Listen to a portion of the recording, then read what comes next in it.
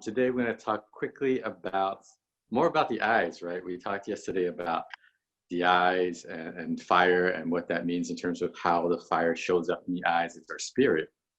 So the spirit of our eyes, like the energy, the sparkle that we see, that's the fire that's in our eyes. However, you might be curious about what the other elements mean for the eyes. Okay, so they all show up in the eyes too.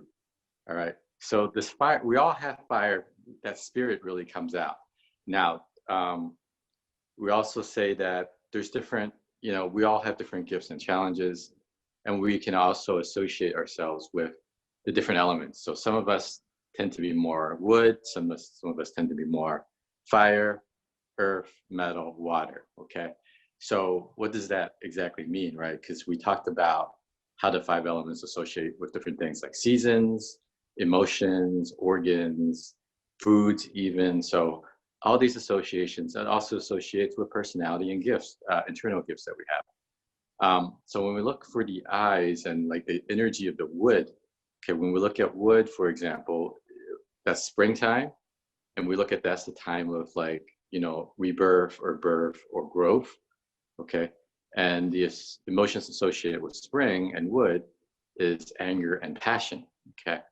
So when we look for that in the eyes, it's more of that focus. So wood energy tends to have that focus in the eyes, like that stare, okay?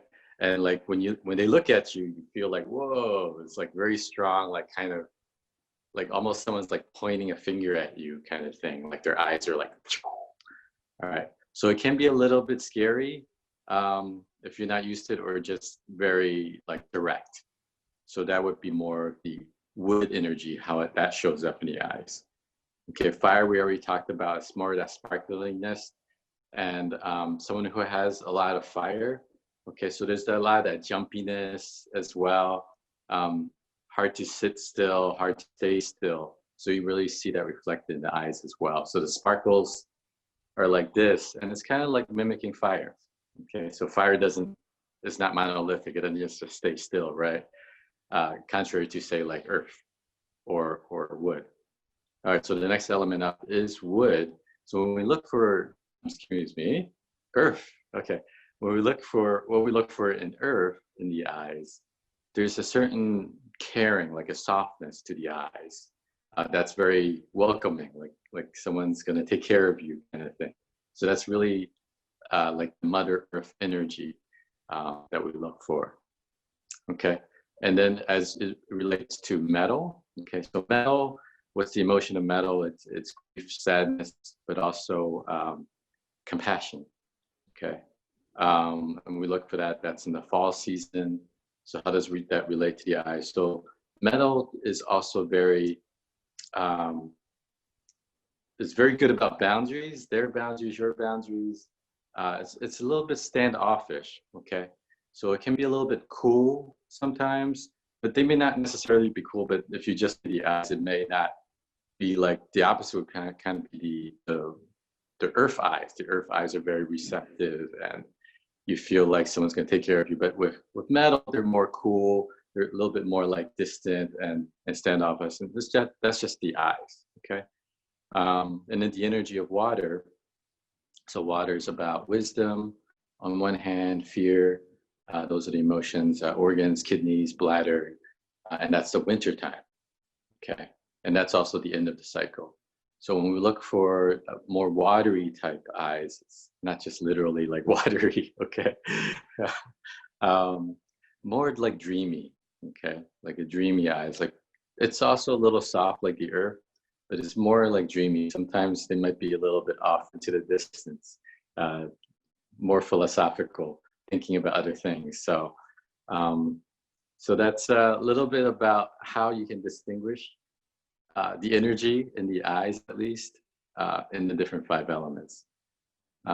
So that's our little chit chat for the day. I'd like to talk a little bit more about the other features of the face, since we've been doing the facial rejuvenation exercises. So we will see you tomorrow at 8:15.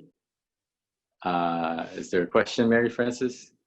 I think Corey has a question, but also Edie asked at the very beginning of the class about where you filmed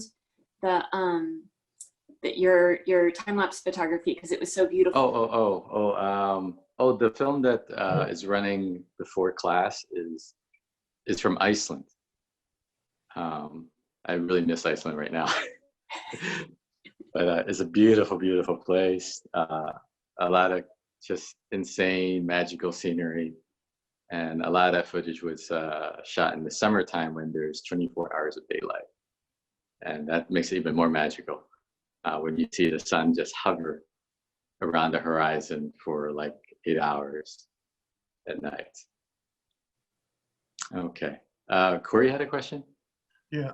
Excuse me. Yes, I was wondering, does the baseline energy as it's reflected in the eyes, is that always consistent throughout one's life, or is that able to change? Is that consistent? Oh, does it change? Yes, it can change.